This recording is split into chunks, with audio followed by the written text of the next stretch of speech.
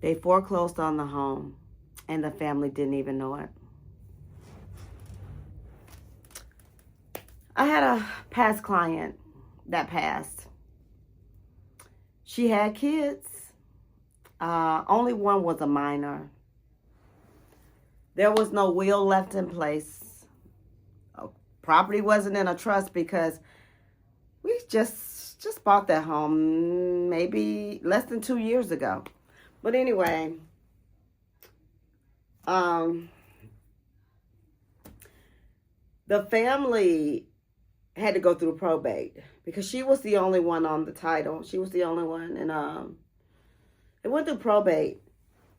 And I'm mad with the probate attorneys because the mom went through probate for almost a year. Almost a year. The process took almost a year. She paid almost $10,000, and I'm not exaggerating, while still grieving because it was an unexpected death and everybody was grieving. Only to call me and say, okay, now we can put the house on the market.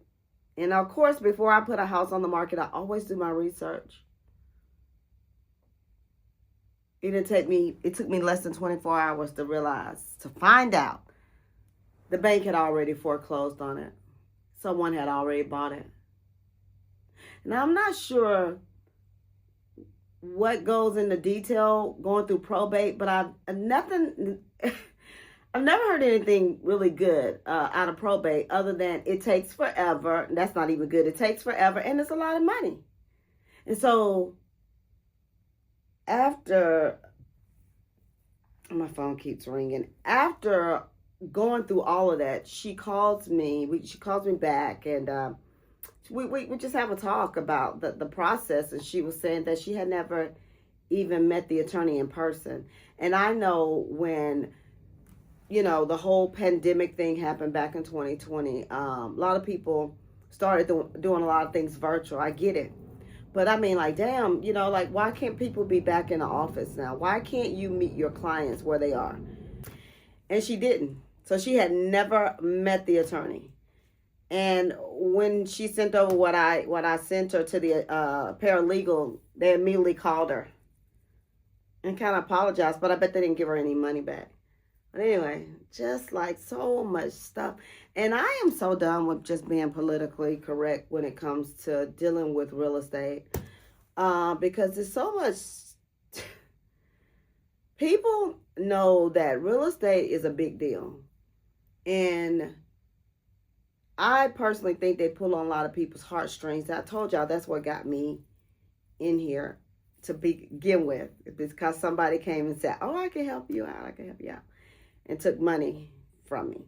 So it's always my place to make sure people, especially the people that I work with, are protected.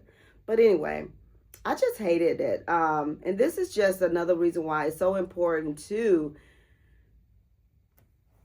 look at how you take title. I know a lot of people want to be on the title alone, and if you're buying it, I get that, I understand that, but life happens. If you're going to be on title by yourself, make sure you have a will or a trust. Make sure we have wills for directions, we have trust for protection. So make sure that you have one or the other or both in place if you're the only person on that deed. And so yeah, I'm just frustrated by that because now the mom can start her healing, because while grieving, she was going through that process. And that was a lot for her to go through. And so now that, and it was so crazy, y'all. The company that bought the house never did. They bought the house like 3-4 months ago. They never changed the locks on the house. Never changed the locks. And that was another reason why the mom said she kept going to the house and she thought everything was good.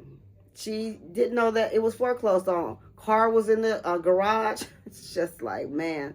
But anyway, it was her only daughter. And I told her, hey, you just gotta start living now and,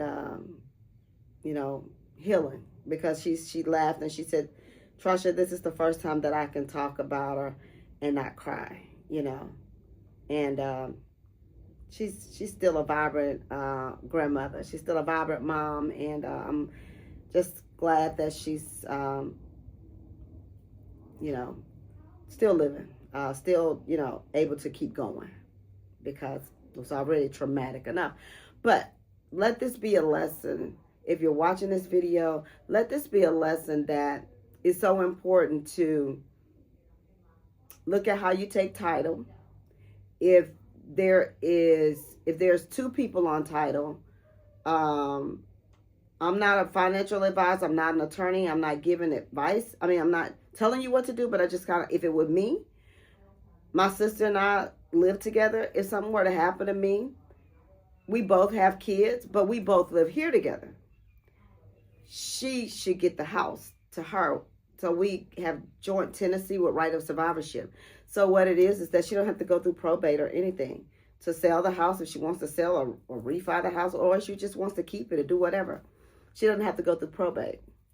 So I'm not telling you how to do it, but I just say that I know we don't like to have these type conversations because we start thinking, oh, am I getting ready to die? It's not, we don't know. You probably will.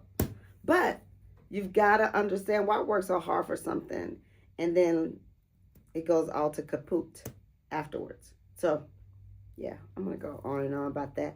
But I'm not, I just want to talk about that because we don't talk about that enough until after the fact.